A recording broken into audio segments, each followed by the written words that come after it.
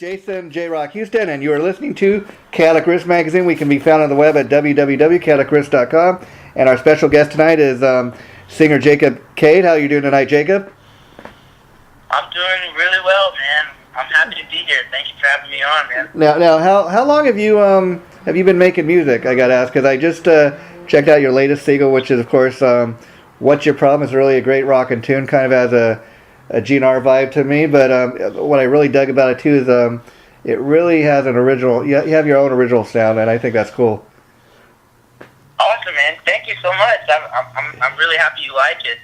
But yeah, dude, I've been making music for most of my life. Oh wow! Since I was about 12 is when I started writing my music, my own music, and then that's when I first started experiencing, Now, experimenting. Did you start out as a singer, or start out playing guitar first? No, actually, I started out playing guitar, man. Okay. I wanted nothing to do with singing when I was starting out. I wanted to be Jimmy Page from Zeppelin. Wow. But yeah, and eventually, I couldn't find a singer, and I got a chance to record a record, and then I was just like, well, I'll just sing. Now let me ask you, when you started singing your own songs, because to me, again, a guy that's listening to something by you for the very first time, never heard of you before, I was really impressed. Did it take you a while when you first started recording the vocals to get used to your own voice? Yeah, man. It really took me a little while to kind of figure out what exactly I wanted to do with my voice, what type of singer I wanted to be. Yeah. And, when I got into bands like Aerosmith and Motley Crue and ZZ Top, I realized, how great the frontmen were, and how awesome that job would be, Yeah. Just picking and learning from all those guys. And then eventually, I went back to, one of my very first musical influences, which is Michael Jackson. Wow. And that was it, guys like Michael Jackson, Ray Charles, Jerry Lee Lewis, Elvis, of course, and then, to name some new guys, Justin Timberlake and Bruno Mars. I love those guys, and I love what they do with the crowd, with their voice, and everything like that. That's really where I pulled the love for vocals from. Wow. Now people listen to the song or see the video, "What's Your Problem?" They might be kind of surprised to hear after listening to that song that you're influenced by a guy like Michael Jackson. But I think what a lot of people fail to realize, if you've seen any of Michael Jackson videos or anything he's ever done, he's quite a visual guy himself, and he's quite the showman. Look at your video. It seems like you're quite a theatrical performer. You got a great song, and and I noticed on the video it says visualizer video. I was kind of curious, what do you mean by visualizer? Just that you're so visual with what you put in the video? Basically just what they visualize. That specific word means. Yeah. That's just a video with the photos. Yeah. Instead of an actual music video. And how? Basically, just that description, so people don't watch it and think that's the music video that we came up with. It's just kind of a video to put out there to get people to listen to the song and kind of feel out what I'm about. Yeah, and how involved were you with? I would kind of describe it almost as a lyric video, like you said. You got pictures going over the screen as the song is played. But were you very involved with that, making of that, or did somebody else design the video? Yeah, I was pretty involved with it, man. I had someone do it for me, obviously, but it was always getting sent to me, and I was checking it out, making changes, and I picked the photos and the way the lyrics go on the screen and so on and so forth. But it was a creative mashup of minds. That's cool. Now I understand the song is off your Hunger EP. I was curious. Can people get actual physical copies? Is it available digitally or?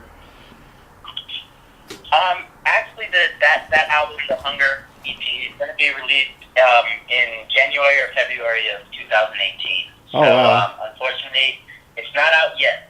And now, and I know the video just literally came out this week. How happy are you with the response you've been getting already? Oh man, I could not be more happy.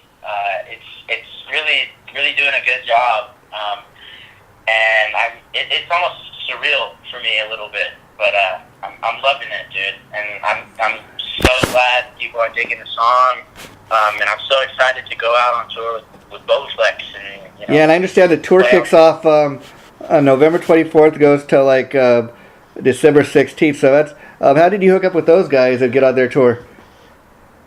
Yeah, man.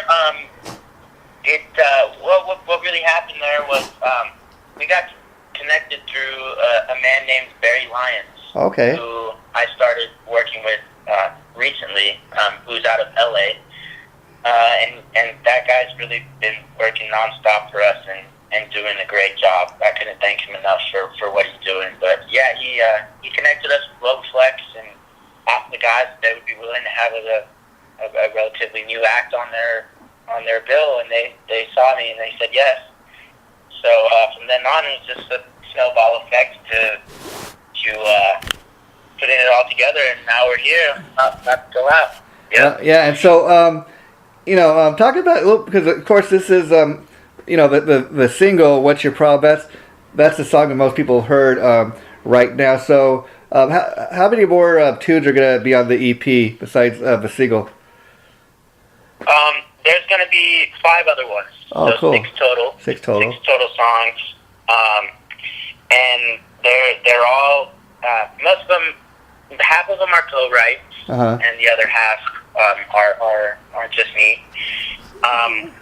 But they're all full of energy, and they rock out, and we love them, man. Michael Wagner and I really... I got to thank Michael Wagner a bunch, because without his expertise and without his, know-how how to do things, because he's, a legend. Yeah, legendary guy. Legendary guy. Worked with, I believe, like Skid Row and Dokken back in the day. And the interesting thing about Michael is, while he does still produce music these days, he's not doing it like quite as frequently as he was back in the day. I understand these days he's very selective. He usually picks like 1 or 2 groups to work with a year. So how did you guys manage to hook up with him? Yeah, man, you're very right. He's a very selective guy, which I feel honored even more so to be able to work with him because of that. But we actually got connected through my PR guy who lives in Nashville. Oh, cool. And he got in contact with Michael, because Michael, in Nashville, everyone's around. Yeah. And it's so crazy, the people you run into over there. Yeah, I mean, I understand Nashville these days, people would be surprised. It's called like Music City, and while most people think of Nashville as like a country music place, you've got a lot of 80s rock guys that are living there. Everybody from Mick Mars and John Corabi to Tom Kiefer was there. So I understand a lot of people just hook up and write songs. Is that pretty much how you hooked up with a lot of these co-writers? Because I know one guy that co-wrote with you was Rachel Bolan from Skid Row. How did you, and he co-wrote the single "What's Your Problem"? How did you hook up with Rachel? Yeah, man. Basically how I hooked up with all these, all these awesome musicians to write with, including Lizzie Hale and Joe Hottinger and Paul Taylor, and Rachel Bolan, like you said. All of those, that was through Michael Wagner. Wow. And also my PR guy, Johnny Bunnell. Okay. They all, they really came in clutch with the whole thing, and I was thankful that, once they all saw my videos and, what I was about, they really wanted to work with me. And it was like a genuine thing when we all worked together. And so it was amazing, man. And then Brent Fitz played on the record. Oh, Brent Fitz, wow. I made that connection. I think we ran into each other at a bar in Nashville. Wow, he's quite the drummer these days. He's worked with everything from Slash and Bruce Kulick and John Corabi. I mean, he's got all kinds of gigs, and so he's quite the talented guy. So I think you really scored with him. Oh yeah, man. Brent's always been one of my favorite drummers, dude. And especially especially his work in Slash. Yeah. It was so surreal to meet him, and let alone work with him. And they came to Colorado, Michael and Brent, for the pre-production of the record.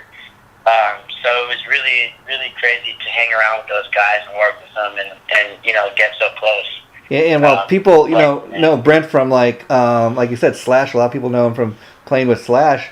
Before he was Slash, he did a lot of different gigging. Like he for a brief time toured with Theory of a Dead Man, and then another legendary band, the Guess Who. Which Brent's from Canada, and he played with them for a while. I know, so he's quite the catch. Now, getting back to Rachel Bolan, when most people hear his name, they obviously think of Skid Row and that he's a bass player in that, but I think a lot of people don't even realize that that's the guy that wrote most of those Skid Row hits. Not Sebastian Bach. It was Rachel and Snake that wrote a lot of those tunes.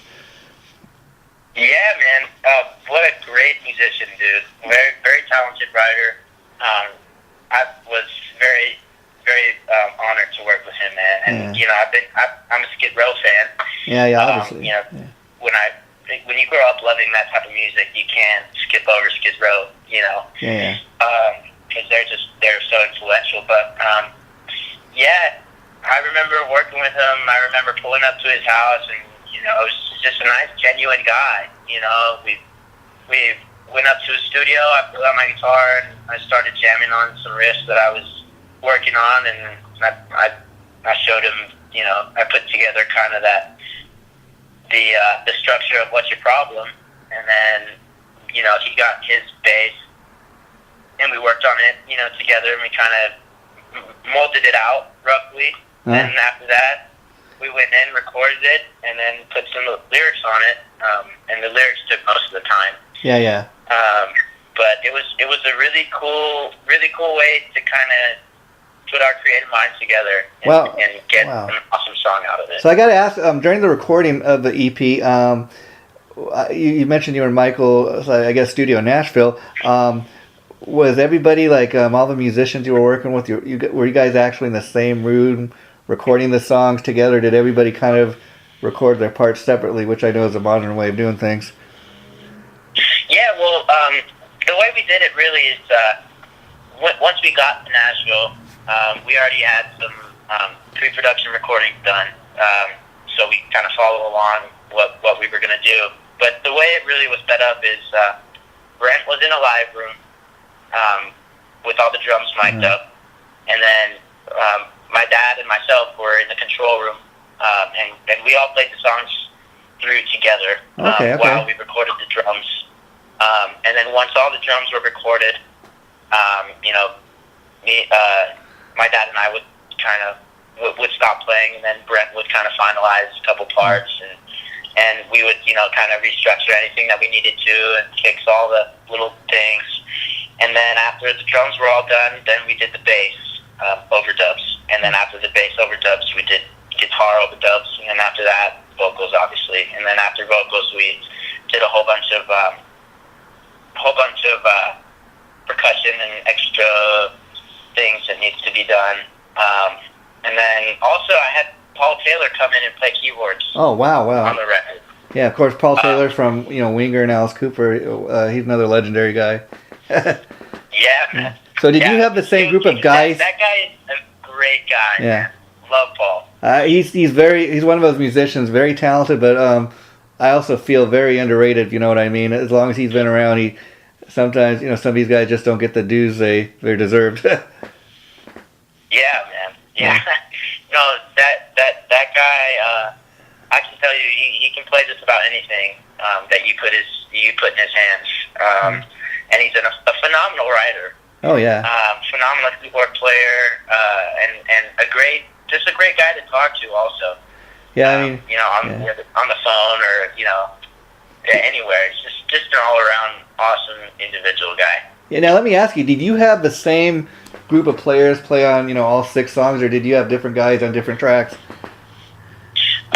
For the most part, the same guys. Myself, my dad playing bass, and Brett playing drums. So it's basically based around those of us 3. So now you mentioned your dad plays bass. I was curious. So when you were growing up in the house, was he kind of an influence on you as far as you getting into music? I'd imagine you seen your dad doing stuff musically, and you thought, oh, I want to do that. Or talk a little bit about that. Yeah, man. My dad always had guitars around the house. He had his own band when he was in high school in the 80s. So he always had it around. But actually, as far as really getting into it, that was more of my choice. Oh, okay. I fell in love with music with guitar. The seed got planted by Guitar Hero. Wow. At a friend's house. Wow, amazing. Yeah. Yeah, man. And then I came home that same night and I found the first thing that had the guitar on it. That happened to be "Song Remains the Same" by Zeppelin. Now, when I saw Jimmy Page play, that was it. That's what I wanted to do. Wow. And now, where are you from, Jacob? I'm from Parker, Colorado. Oh, Colorado. Wow. I have to ask because I'm not familiar with the scene there. Is there much of a music scene there these days? That's all right, man. It's nothing like Nashville. Yeah. But there's clubs to play here, and ton of bands that are trying to do their own thing. But definitely, it's been pretty hard getting gigs. So far, especially in the beginning. But now it's really opening up for us a little bit. Yeah. But yeah, man. That's great. Now, when you go out on the tour, is the band, you're gonna have different musicians in the band, or are you gonna take the same guys out on the road with you that recorded the EP? As far as this tour goes, I've got 2 guys from LA. Oh, okay. I've got a drummer named Jonah. Okay. And I've got a bass player named Corey. Okay. And that's it. And we've been in contact for a while. And they're learning the songs right now. Okay, that's gonna be my next question. Yeah. Yeah, man. So they're learning the songs in LA right now, and then when they come here, we're all gonna get together and jam them out, and then I'll work my magic with rearranging stuff, and making it cooler for the live show, and putting together the choreography and stuff, and then and that's what we're gonna take on tour. Wow. So it's gonna be a really fly by the seat of your pants kind of thing. Yeah. Because it's gonna be the first time I played with these guys, but they both seem really, really awesome, and I'm looking forward. Wow. Playing with them. And so I want to get back to your dad for a minute. I was curious, what was it like? Obviously growing up in the same house, and then you seen him doing his musical thing. What was it like for you to be in the studio with him? Recording your tunes, having him play on your tunes that you wrote and created. I mean, did you kind of allow Dad to go in there and kind of do his thing, or did you enjoy kind of saying, "Dad, these are my tunes. This is how I want it played"? Yeah, man. It's more like the second thing that you said. My dad really he really trusts my instincts and what I know about music and the way I do things. And so when I was writing the songs, of course he was here, and when we putting together the bass parts, more or less, I would write them, and then Dad would come in and play them the way he would play them. Wow. So really, when we're in the band setting, when we're musicians and not father and son, we're more like brothers. Oh, and it's pretty cool, that he understands. I know, I've got my own thing, how to do it, and he digs it, my style. So he goes with it, and he really lets me be the leader of the band. Oh, that's cool. That's the way it should be, and it's kind of funny, 2 different generations, but yet, your love of music and stuff kind of brings you guys closer together. I mean, I've always said that I feel music is really like very powerful tool. It has the power to bring people together. So I think it's always good when music can do that. Oh, for sure, man. Yeah, we've built such a powerful bond, with just music alone. Yeah. Being in the same room for hours and hours on end, playing on the same stage hours and hours on end, and bickering and when your creative minds get together, it really creates something different that nothing else in the world could create. And I imagine this tour at Bubble Effects, it sounds like this is going to be the biggest tour that you've done to date, which you got to be pretty excited about now. Are these going to be like theater type shows? Are you going to be playing arenas, or does it kind of depend, from city to city? Well, I think it's gonna depend from city to city. But basically, the capacities of all the gigs are going to be anywhere from 300 to 500 seaters. Oh well, that's pretty big size shows for a guy just kind of doing this for the first time. So I bet you're really happy about it. Now does the tour end? I know it ends in December, but is there a chance it may pick up again like in January if the tour is successful? Yeah, man.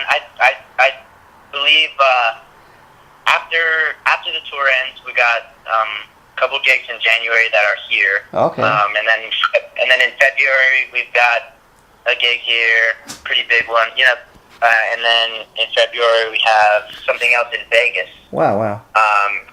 And then after that, in January and February, the shows that are here, we're going to be opening up for Winger. Oh, cool.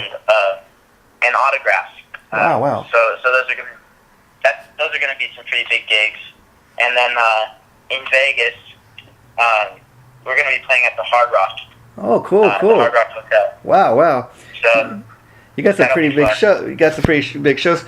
Now, it's kind of a crazy question here, but are you at all nervous about in lieu of recent events of playing Vegas? Are you worried about the security at all or anything? Yeah, to tell you the truth, I've never really thought about it, but yeah. I guess there's always that little nervousness anywhere you go. Yeah. But I'm pretty sure it's gonna be, since it's an indoor gig and all that. Yeah. It'll be pretty safe, and then especially since that recent event that happened, unfortunately, the security is going to be ramped up a little higher than usual. So yeah, I would imagine so. Not too worried. And now let me ask you, Jacob, because again, I've only heard your single so far, "What's Your Problem," but I was really impressed.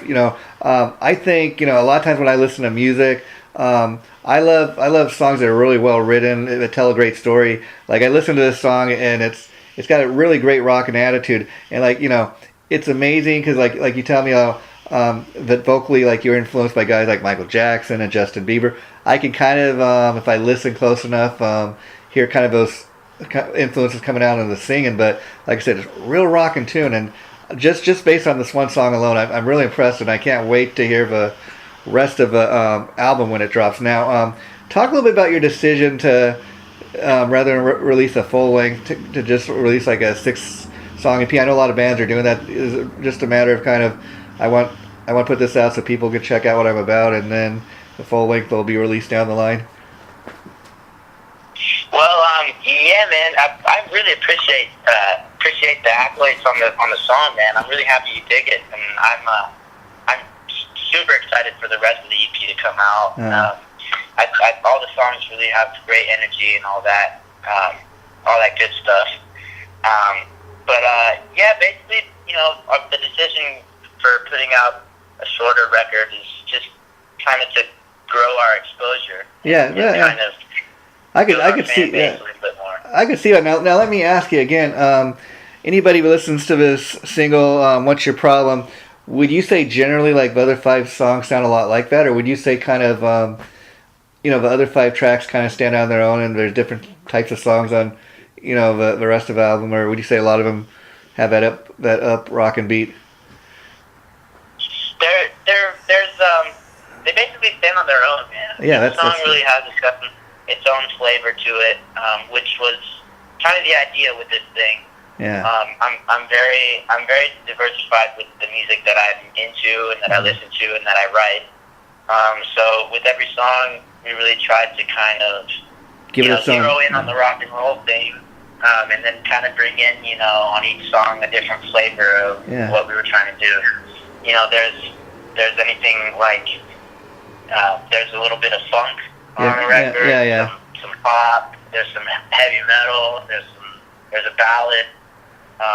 So every song really stands alone with the story that it tells also. So, I think that's great because I'm super excited. Because I think for the majority of the bands out there, the bands that tend to be the most successful are the ones that have got a little bit of a diversity. I mean, you mentioned being influenced by Aerosmith, great band.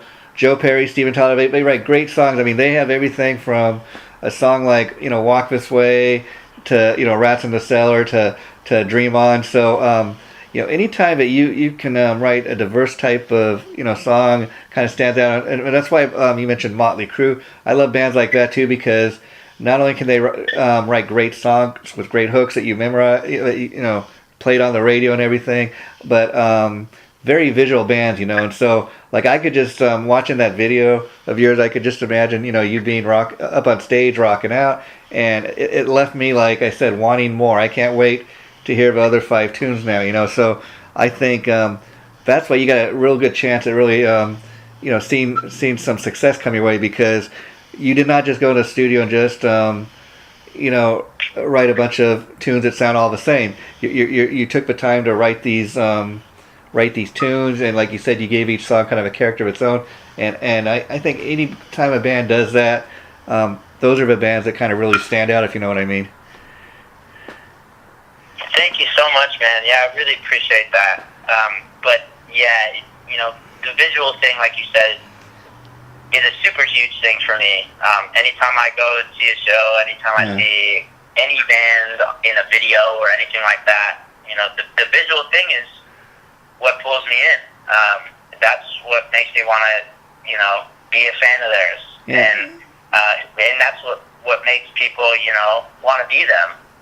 And that's really what the fans want, when they go see your shows. They want to see something that they've never seen before, something they can talk about. And that's really been a big thing for me. Motley Crue, Kiss, big one. Slash, he has his own look, his own thing on stage.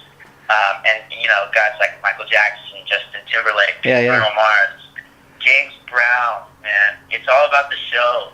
It's not only about the music, even though it's a huge part of it. The show has to be amazing. And,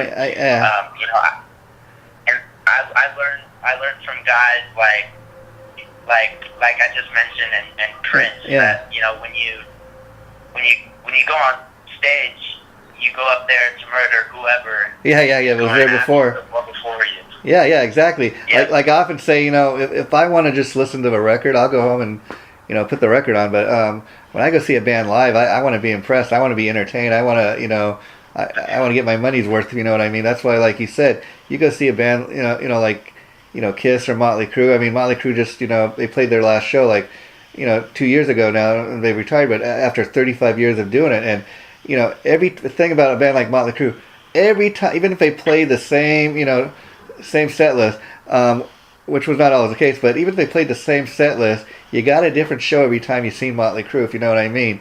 They did not do the same show every night, and that's why. And if you look the way they dress up on stage, with the makeup and the theatrics and the the explosions and the fireworks, that's you don't get that. You don't get that if you just go home and listen to a record, and that's what people want, and that's why like guys like you're mentioning Prince and Michael Jackson. They may have been somewhat eccentric, characters and stuff, but that's why people went to check these guys out. They were very different. There was nobody else out there like them, and that's why people were entertained by them. Besides the fact that they, wrote great songs. Yep. No. Yeah. That is definitely true, man. It's if you're gonna be a performing artist, it's gotta be, you gotta perform, and that's really how our show is, man. I mean, you you mentioned, in the video, you could kind of tell, it's all about energy. It's all about giving that crazy spectacle type of cool attitude thing to the crowd. And that's, really, I mentioned earlier, I really take pride in, rearranging the songs to make them cooler, adding, moments in the show, choreography, whatnot. So that's really, what we like to do. That's where I came from. That's what I grew up loving. That's what I want to do. Wow. You're off to a great start. Now let me ask you, as far as writing songs, when you go in to write, do you typically come up with the music first and then the lyrics, or is it the other way around where you write the lyrics first? Ben, it changes all the time depending on what song it is. But I'd have to say most of the time, up until now, it's been coming from the guitar. Wow. Usually I come up with the guitar riff first, and then or a piano part first, and then try and put some lyrics on top of that. But lately I've actually been experimenting with trying to write the lyrics first, just because I want to see how it is. My curiosity going. But yeah, man, I've had songs that'll pop into my brain while I'm at dinner or out doing something, and then I'll have to kind of sing it into my phone, and then when I get home, figure it out. I've had songs where they come out during a show. You're playing something on some type of solo, and it comes out, and you're like, wow, that's pretty sweet, and you try and remember it. Or and to me, honestly, if I sit down and tell myself I'm going to write a song, usually the song doesn't come out as well. It definitely has to come from that spontaneous, creative place that it just kind of pops into your head. That's really where my songs come from. Okay, and in terms of that, I was curious, like, when you went into Michael's studio to record the EP, did you have the songs already written before you went in the studio, or did you guys kind of create them and jam them out while you were recording? They were all written before we did anything. Makes it much easier. The songs were written before even the pre-production, so that when Brent came in, then we could jam the songs and then change them. And it, within that time that Brent and Michael were here, so we could kind of hash out what exactly we were going to play, so that when we got to the studio, we could just knock it out as fast as, not as fast as we could, but knock it out in a shorter amount of time. Well, like you said, so when you go in the studio, you already have it written, like you said, so I'd imagine it's kind of easier to just go in there and get to work as opposed to having to come up with stuff as you go. Oh, yeah. For sure. And, that's a big thing of Michael's, too. Michael doesn't like to mess around when he gets in the studio. It's all, we got to know what we're going to do, we got to do it the way we want to do it, and then that way, more of the creative kind of special stuff that magic, I should say, comes out.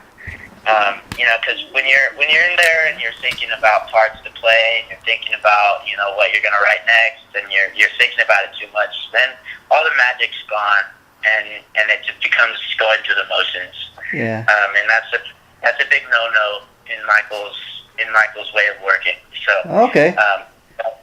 And now you mentioned at the top of the interview that you've been making music since you were 12. I was curious. I'd imagine this is the first time you've been like in a real professional recording studio like this. So, were you open to Michael's suggestions as far as, or did you kind of go in there having an idea of, this is how I want the record to sound and this and that, or were you kind of open to his suggestions as you went? Actually, I've been in a couple studios prior. Oh, okay. Michael also. Okay. So I kind of knew how it all worked for the most part. The basic stuff. Yeah. But as far as being open to suggestions from Michael, I mean, of course I was. How could I not? The guy's a legend. And I know he knew his stuff. Right? I know he knows his stuff. Yeah. I was actually going into this experience trying to be more of a student. Okay, very as smart. As well as an artist. Yeah. It's not every day a guy like me gets to work with, a producer that recorded or that produced, half of his favorite records. Yeah. And then a drummer that's one of his favorite drummers in the whole world. So I really was just trying to soak up everything that they could teach me that I could learn from them. Wow. I imagine so. Yeah. And what was that like? Like you said, you kind of like living the dream, and then you get, you're playing with a guy, like Brent that you grew up on his records and stuff. That's got to be an amazing feeling, almost like a rock star moment, if you will. Man, it was a definite rock star moment, and let me tell you, it was one of those moments where you kind of live it, and then you realize, hey, we got a job to get done. Right. Yeah. I mean, that's the ultimate pat on the back right there. But you got to know you're doing something right. That when you're got a producer of that caliber, musicians of that caliber, playing on your record, you're definitely doing something right. So on that note, I got to ask you now: are you signed to a label, or is this being released independently? No, this record's being released independently, not signed to a record label. So yeah, that's you can. Where that is right now. You can look at that two ways, but I think a couple of years ago, the record industry really screwed itself over. You know what I mean? Because now anybody, you can really put out a record of your own. But the beautiful thing about it is, for example, you put this record out and it's successful. The bulk of the money is going to go to you. You don't have a guy in a suit and somebody at the record label, where a record company gets half your profits, So that's a beautiful thing if this is a success, and then maybe down the line somebody will want to pick you up. But also, I think the beautiful part about it is you got a little more creative freedom where you can make the record you want. You don't have a guy necessarily in a suit, telling you, what, I don't hear of a single here. Yeah, I want you to go create something more commercial. This isn't what we want. And I think, there's a certain beauty to that, Oh yeah, no, there definitely is a lot of beauty behind what we did here, and I've never had someone restrict my creative abilities. That's great. Michael certainly didn't do that, so I was very thankful for that, and just being able to kind of put my soul into this thing, and whatever musical skill that I have, bring it all to the table, and at that moment capture where I was as a musician and as a person in that space, in that time. Yeah, man, I actually I have my own publishing company. Wow, that's very smart. Yeah, that's very smart because a lot of these legendary bands. I mean, they back in the day they got awful record deals where the producers and the label ended up getting the bulk of the money that they were making. So anytime the fact that you're as young as you are and you're smart enough to have your own publishing company, very smart on your part because you're looking out for number one, which you definitely should be. Oh yeah, man. Well, thank you so much. I gotta owe a lot of the business smarts to my mom, who's actually my manager at the moment. That's good. That's good. She'll look out for you. I'm sorry? I think that's good. She'll look out for you. You got somebody looking out for you. That's very good on your part. Oh yeah, no, definitely, man. She looks out for me. And she does what's best for the band, and she's actually a CPA by trade. So, wow, very good. Saved a lot of money that way too. Yeah, for sure, man. And so I'm learning how to run the business. From someone who's done it before and who knows what they're doing. So I'm very, very, very happy to do that. And you were saying I'm looking out for number one. Well, I'm also actually in school right now while I'm doing all this. I'm attending CSU Global. Wow. Which is an online school, and it's I'm gonna go for my business degree. So hey, nothing wrong with that. I mean, mentioning Guns N' Roses earlier, Duff McKagan, the bass player from Guns N' Roses, when he kind of was laying low for a few years, he went back to and got his business degree, and he's still doing music, and he was writing for business magazines and stuff. So as long as you got something to fall back on, that's never a bad thing. And the very last thing I want to ask you, Jacob, now you mentioned when you're in the studio with Michael, you kind of took the approach of being a student, like, you're learning everything, and did you also feel kind of like when you're in the studio recording these tunes, you were kind of creating the Jacob Cade sound, if you will? Like, okay, man, this is the first thing people are really going to get to hear from me, and I got to make sure it sounds really, like what I do, get my own attitude, my own flavor. Yeah, man, definitely. That thought has crossed my mind. That thought crossed my mind throughout the whole thing. Yeah. And oddly enough, well, not oddly enough, I mean, interestingly enough, Michael had the same ideas, Yeah. I remember, I can tell you a quick story. Michael, my parents and I, we all, when they were here for pre-production, we went out to this sushi place here around my house, and Adele came on, and I said, "Oh wow, this is Adele's new song," or something like that. And Michael points up at the speaker and he goes, "But listen to what you just said. You hear how you knew exactly who that was? Yeah. That's what we got to do for you. That's what we got to come up with." Yeah. And so, that was definitely a thought of everybody while we were working on it. Especially Michael and I. Yeah, it's funny you say that, because like you're talking to a guy here. I typically listen to hard rock and metal, but I got appreciation. Like I said, if it's a good song, I listen also to everything from the Eagles and Tom Petty, and a lot of reason for that is those are just beautifully written songs, and these are tunes that you hear on the radio all the time. And like you said, they get in your head. They're memorable tracks, and that's the thing. Like even though like Michael Jackson may not have been my cup of tea, he's somebody. When you say Michael Jackson, certain songs immediately come to mind. I know who you're talking about. So Michael has a very good point. If you can deliver that kind of those kind of songs where it doesn't matter if you're into hard rock or country or pop music, there are certain artists that just kind of cross all genres of music, if you know what I mean. Oh yeah, for sure, man, and that's definitely the goal. Definitely a goal of mine. A goal of mine to get there. Yep. Yeah, and then the very last thing I want to touch base on is I was reading in your press release that was sent to me, talking a little bit about the new single, What's Your Problem? It said that you wrote the song because a lot of people throughout your life have kind of given you, attitude or kind of treated you like, been, in a wrong way. Was this based on like you being picked on when you were young, or just people in general just being jerks and stuff? Yeah, man. High school is a jungle, man. Yeah. And not even just high school, man. It's life in general. Jungle, yeah. So basically, just throughout this song, throughout my life, I should say, I've always dealt with those people. Telling you can't do it, telling you you're into the wrong music, telling you got to live a normal life. Not agreeing with you, and discounting you, thinking you're crazy. Yeah.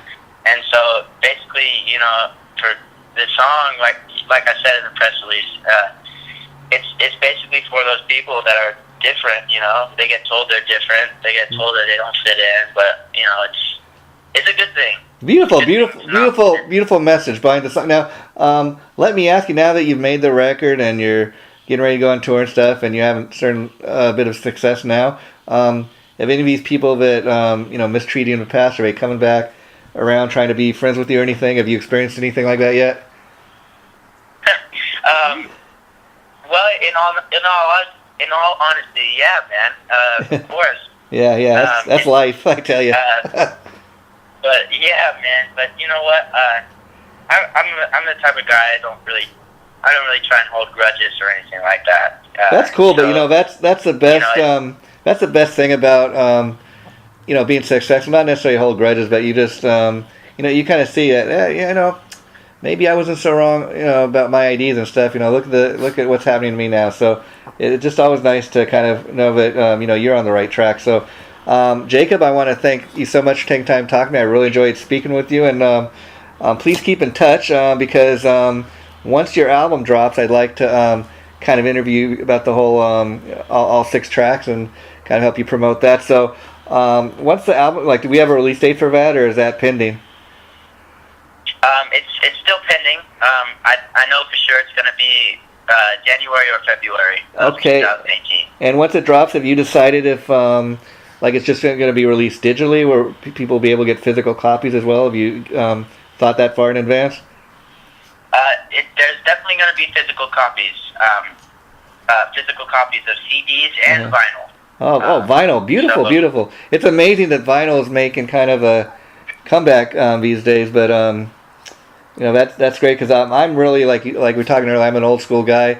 I love to still buy CDs, and, you know, I listen to CDs in my car, and I love to, you know, read the liner notes and who wrote the songs and the credits and everything. And I mean, I think a lot of people, there's too much, they want things right immediately, like, oh, instead of buying the whole album, I'll just get one track for 99 cents. I miss the days of, you know, a lot of kids these days, they don't even know what's a record store. You know, it's kind of sad.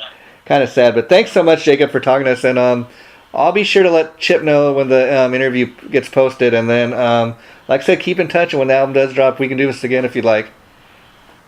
Awesome. I would love that. Thank you so much, man. Okay. I'm very happy to be here. Okay, take care, my friend, and good luck with the tour and the album once it drops. And like I said, I'll do my best to reach out to you again once the album gets released. Awesome. I appreciate it, man. Okay, we'll talk to you soon. Take care, Jacob. Bye-bye.